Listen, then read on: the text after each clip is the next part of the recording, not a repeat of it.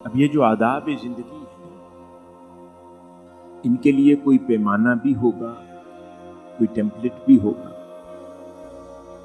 کہ کہاں سے سیکھے جائیں، جن پر عمل کر کے کسی نے کامل ہونا ہے، کسی نے اکمل بننا ہے، کسی نے مکمل ہونا ہے۔ اس کا واحد ذریعہ قرآن مجید اور سنت نبوی صلی اللہ علیہ وسلم، جس سے وہ آداب زندگی کے سٹینڈرڈز مقرر ہو جاتے ہیں۔ بس جو ان کو جتنا جانتا جائے گا اتنا زندگیوں میں داخل کرتا جائے گا۔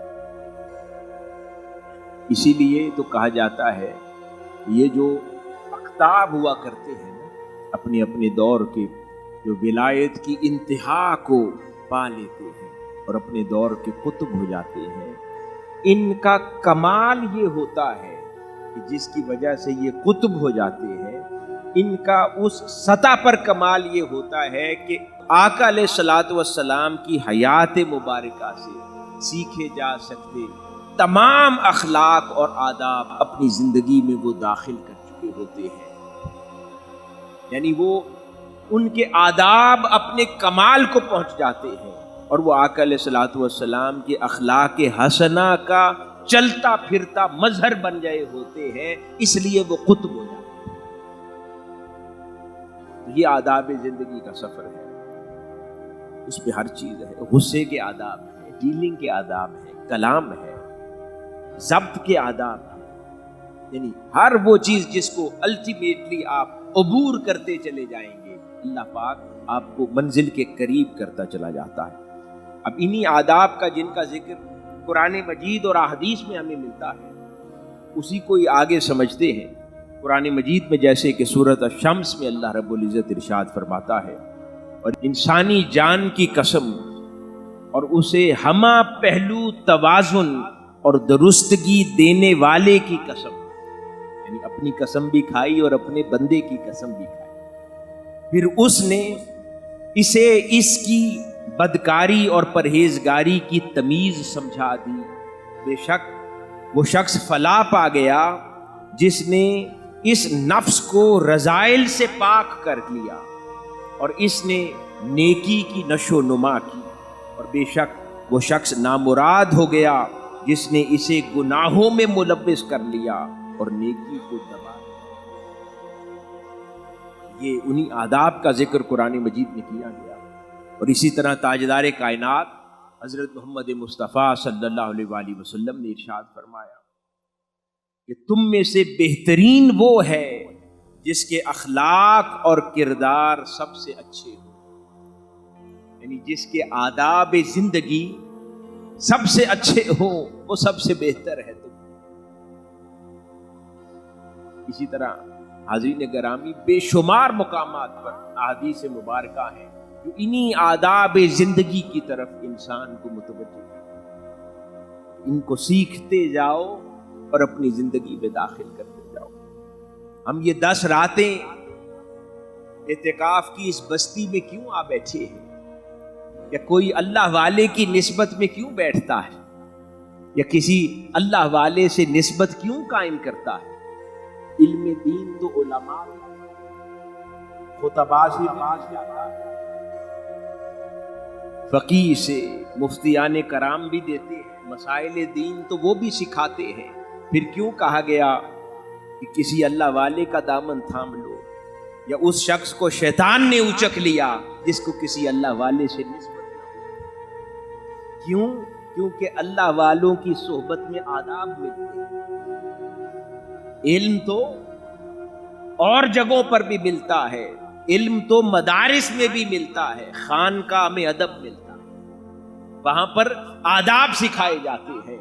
اعتکاف کی ان 10 راتوں میں ادب سیکھنے آتے ہیں، بول چال کا ادب سیکھنے آتے ہیں، اٹھنے بیٹھنے کا ادب سیکھنے آتے ہیں، یہاں تک کہ اللہ والوں کے مجلس میں بیٹھنے میں لباس کا ادب بھی آتا ہے کہ پہننا کیسے ہے، اوڑھنا کیسے ہے، چلنا کیسے ہے، چلنے میں توازن کیسا ہونا چاہیے، چلنے کے اندر ایک اعتدال کیسا ہونا چاہیے، ایک روب کیسا ہونا چاہیے۔ صوفیاء کی زندگی سے ادب تو سیکھتے ہیں، اور وہی انسان کو چمکا کر باقی انسانوں میں ممتاز بنا دے گا۔ جو آداب ہیں، یہ اخلاق ہیں، یہ کیا ہے؟ یہ در حقیقت کسی بھی شخصیت کے انٹینجیبل پہلو ہوا کرتے ہیں جن کو آپ چھو نہیں سکتے، لیکن شخصیت کے بارے میں بہت کچھ بولتے ہیں۔ یہ وہ پہلو ہوتے ہیں کہ جس سے شخصیت کا تعارف ہوتا ہے، وہ تمام پہلو جنہیں چھوا جا سکتا ہے وہ آپ کا تعارف ہے۔ ہر وہ پہلو جس کو ہاتھ سے چھو سکتے ہیں اپنے جسم میں، وہ آپ کا تعارف نہیں ہے۔ دو بازو ہیں تو دو بازو تو پاکستان میں 25 کروڑ اور لوگوں کے بھی ہیں۔ دو آنکھیں ہیں، چھو سکتے ہیں تو یہ تو 25 کروڑ اور لوگوں کی بھی ہیں۔ آپ کے دو کان ہیں تو وہ تو 8 ارب لوگوں کے کان ہیں، جانوروں کے بھی ہیں۔ آپ کہیں میرے پاس 10 انگلیاں ہیں ہاتھ میں اور 10 پاؤں میں، تو وہ تو ہر کسی کے پاس ہے، وہ آپ کی شناخت نہیں ہے۔ لیکن کوئی کہے کہ اس محلے کا سب سے حلیم الطبع شخص، تو وہ آپ کا تعارف ہو سکتا ہے کہ کوئی کہے فلاں ہے۔ کوئی کہے کہ اس بستی میں سب سے زیادہ خیرات کرنے والا کون ہے، کوئی آپ کا نام پکارے، وہ آپ کا تعارف ہو سکتا ہے۔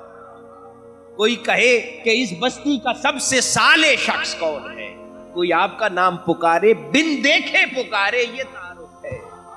خوشبو ہے جو دور سے آتی ہے، خوشبو وہ ہے، مہک وہ ہے جو دور سے پہچانی جاتی ہے، یہ گلاب کی ہے۔ بن دیکھے پہچانی جاتی ہے کہ یہ گلاب کی مہک ہے، یہ چمبیلی کی ہے، یہ رات کی رانی کی ہے، یہ جیسمین کی ہے۔ تو خوشبو تو بن دیکھے پہچانی جاتی ہے۔ تو خصلت وہ ہے، ادب وہ ہے، اخلاق اس تعارف کا نام ہے جو بن دیکھے 8 ارب لوگوں میں گونج اٹھے۔ آج عرب و عجم ہو اور کوئی کہے کہ اس دور میں زندہ کسی عالم ربانی کا نام لیا جائے جس سے بڑا کوئی عالم نہ ہو، بن دیکھے آنکھوں کے سامنے نہ بھی ہو تو دور بیٹھا ہوا کوئی ایک شخص بھی کہے گا شیخ الاسلام پروفیسر ڈاکٹر محمد طاہر القادری۔ یہ تعارف ہے، یہ آپ کے تعارف ہے نا۔ اب یہ وہ چیزیں ہیں جو چھو کے سمجھ نہیں آتی، اس کے لیے قربت بھی ضروری نہیں ہے، یہ تعارف خود دور دور تک پہنچتا ہے۔ حاضرین گرامی، پرسنالٹی اس کو کہتے ہیں، شخصیت کا تعارف اس کو کہتے ہیں۔ ساری زندگی کھایا پیا، قد بڑھایا، جسم تگڑا کیا، توانا ہوئے، لیکن آپ کا تعارف نہ بنا۔ تعارف اس شے نے بننا ہے جس پر محنت نہ کی۔ وہ آداب ہیں، جتنے زیادہ آداب زندگی میں داخل ہو جائیں گے اتنا مضبوط تعارف بنتا چلا جائے گا۔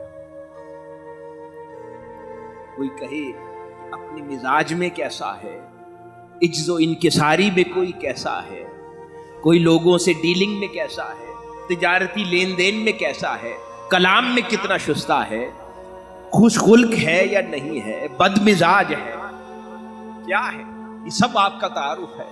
اور یہ وہ تعارف ہے کہ دور بیٹھے کسی شخص کو بھی آپ کی محبت میں مبتلا کر۔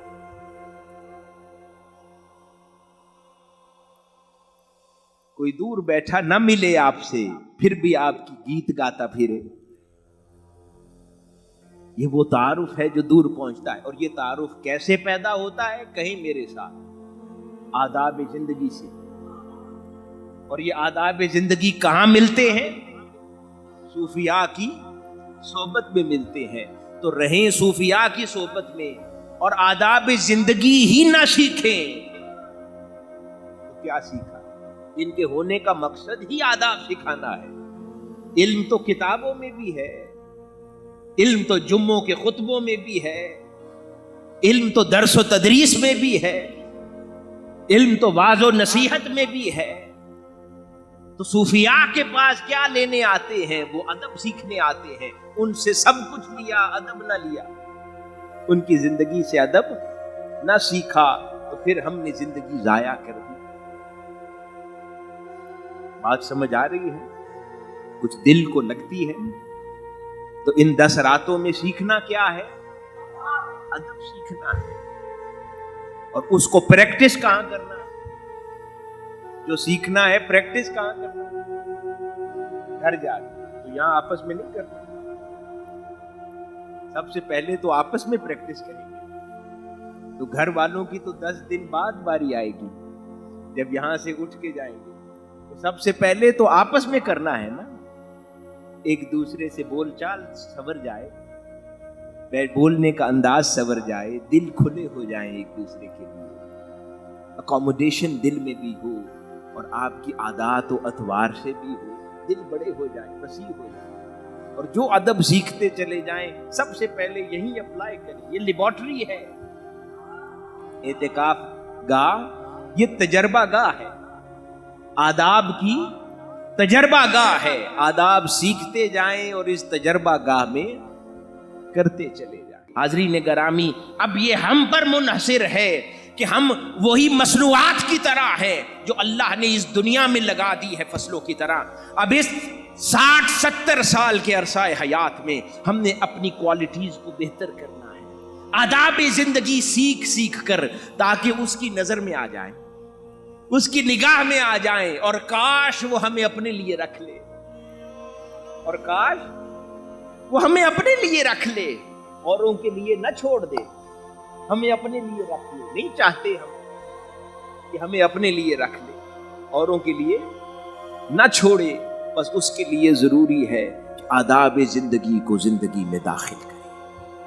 وہ اخلاق جو قرآن میں ہے، جو اللہ کے رسول صلی اللہ علیہ وآلہ وسلم نے ہمیں عطا فرمائے ہیں، ان کو زندگی میں داخل کرنا چاہیے تاکہ پھر وہ اس تھوڑی مگر خالص مصنوعات میں شمار ہو جائے کہ جو اللہ نے اپنے لیے رکھنی. حاضرین گرامی، اسی لیے اللہ رب العزت ارشاد فرماتا ہے قرآن مجید سورۃ نمل میں کہ یہ اللہ کی کاریگری ہے کہ جس نے ہر چیز کو حکمت اور تدبیر کے ساتھ مضبوط اور مستحکم. تو وہ اپنے کیے ہوئے کام کو بھی کمال کے علاوہ انجام نہیں دیتا. یہ بڑی غور طلب بات ہے. وہ کوئی کام دنیا میں کمال کے علاوہ نہیں کرتا اللہ. اس لیے وہ مخلوق سے بھی وہی پسند کرتا ہے جو کمال کے پیمانوں پر پورا اترے. صوفی بڑے درجے کا وہ ہے جس کی پوری زندگی میں ہر طرح کی احتیاط نظر آئے. چاہے وہ احتیاط صحت سے متعلقہ ہو، چاہے وہ احتیاط خوراک سے متعلقہ ہو، چاہے وہ احتیاط لباس کی ہو، چاہے وہ احتیاط ٹھنڈک اور گرمی سے بچنے کی ہو، چاہے وہ احتیاط گلے کی ہی کیوں نہ ہو. ہر زندگی کے پہلو اللہ پاک نے اس جان کو امانت کے طور پر دیا ہے اور وہ اس کو سنبھال کر استعمال کرتا ہے. یہ ادب ہے جان کا. وہ صوفی نہیں ہے جو بے نیازی کے ساتھ کہتا ہے کہ ضائع ہو گئی تو کیا ہے، ہم تو اللہ کے عاشق ہیں. نہیں، بڑا وہ ہے جس کو ادب سمجھ آتا ہے. وہ کہتا ہے اللہ نے ہر شے دی ہے، اس کے آداب کو سمجھ کے سنبھال کے خرچ کرنا. یہ ادب زندگی ہے. وہ باقی جملے جذباتی ہیں، وہ بیانات ہوا کرتے ہیں. آداب یہ ہے کہ خدا نے جو دیا ہے وہ اس کی عطا کردہ امانت ہے، اس کا ایک ادب ہے اور اس کو ملحوظ خاطر رکھا جائے. حاضرین گرامی، اسی طرح یہ بھی صحت کے آداب میں سے بہت شماری جو آقا علیہ الصلوۃ والسلام کی احادیث مبارکہ پینڈیمک کے حوالے سے آئیں. رسول اللہ صلی اللہ علیہ وسلم نے فرمایا وبا والے علاقوں میں داخل نہ ہوا کرو. حدیث ہے، یہ اب ادب ہے کہ اپنی صحت کو بچاؤ. اب کوئی کہے کہ جان کا خوف کھاتا ہے، اللہ کے رسول نے فرمایا صلی اللہ علیہ وسلم کہ ادب ہے جہاں وبا آ چکی ہے ان شہروں میں مت داخل ہو. پھر کہا کہ جس شہر میں وبا آ چکی ہو اور تم اس شہر میں موجود ہو، اب اس شہر کو چھوڑ کے مت جاؤ. علماء نے سمجھا کہ شاید موت سے بھاگنا وجہ ہے اس حکم کی، نہیں، اس حکم کی وجہ یہ ہے کہ اب اپنے شہر سے نکلو گے تو اپنے ساتھ وبا لے کے نکلو گے، اور دوسرے شہر میں جہاں بھی جاؤ گے اور لوگوں کو بیمار کرو گے۔ اب یہ ادب ہے، منع فرمایا۔ اس زمانے میں تعاون کے حوالے سے یہ ارشادات ہوئے۔ پھر کہیں فرمایا جس شخص کو کوئی ایسی ٹرانسفریبل مرض ہو جائے، جیسے کہتے ہیں نا نزلہ ہے یا چھینک ہے یا کھانسی ہے، وہ آسانی سے دوسرے کو منتقل ہو جاتا ہے، اسی طرح کوئی اور ایسی مرض ہے جس کے بارے میں کہتے ہیں کہ یہ دوسرے کو منتقل ہو سکتی ہے، اس کے بارے میں اس کا ادب سکھایا آقا علیہ الصلوۃ والسلام نے۔ ایسے شخص کو چاہیے کہ وہ تندرست شخص کے پاس نہ جائے، یہ ادب ہے۔ اور ہم کسی کو کہہ دیں تو برا منا جاتا ہے۔ اگر کسی کو کہہ دیں کہ آپ کو نزلہ ہے، آپ ذرا دور ہو کے بیٹھیے، آپ کو نزلہ ہے، آپ بچوں کے قریب نہ آئیں، یا آپ کو نزلہ ہے یا کوئی اور ایسی انفیکشن ہے جو ٹرانسفر ہو سکتی ہے، تو آپ ذرا دوسرے برتن استعمال کر لیں۔ ہماری انا پر گہرا گزرتا ہے اور ہم لوگ برا منا جاتے ہیں کہ یہ نہ جانے مجھے دور کر رہا ہے، اور ہمارے دل ٹوٹ جاتے ہیں، جبکہ یہ ادب ہے، اللہ کے رسول نے سکھایا ہے۔ بیمار کو کہا ہے کہ خود سمجھدار بنو اور تندرست کے قریب مت جاؤ، اور تندرست کو کہا ہے کہ اپنی صحت کی حفاظت کرو، بیمار کے قریب۔ یہ ادب ہے صحت مند۔ اسی طرح آقا علیہ الصلوۃ والسلام نے ارشاد فرمایا کہ جب تم سونے لگو تو چراغ بجھا دیا کرو، دروازے بند کر لیا کرو، مشکیزے کے منہ بند کر لیا کرو، اور کھانے پینے کی چیزوں کو ڈھانپ دیا کرو۔ یہ ادب سکھائے ہیں۔ اب کوئی کہے کہ اللہ مالک ہے، جان تو اسی کو دینی ہے، ہم دروازہ کیوں بند کر کے سوئے، کوئی آتا ہے تو آ جائے، ہمارا تو تقدیر پر توکل ہے اللہ کی ذات پر۔ یہ ادب نہیں ہے۔ ادب وہ ہے جو اللہ کا فرمایا ہے حفاظتی تدابیر کرو، سوتے ہوئے دروازے بند کر لو، یہ ادب ہے، اس میں حفاظت ہے۔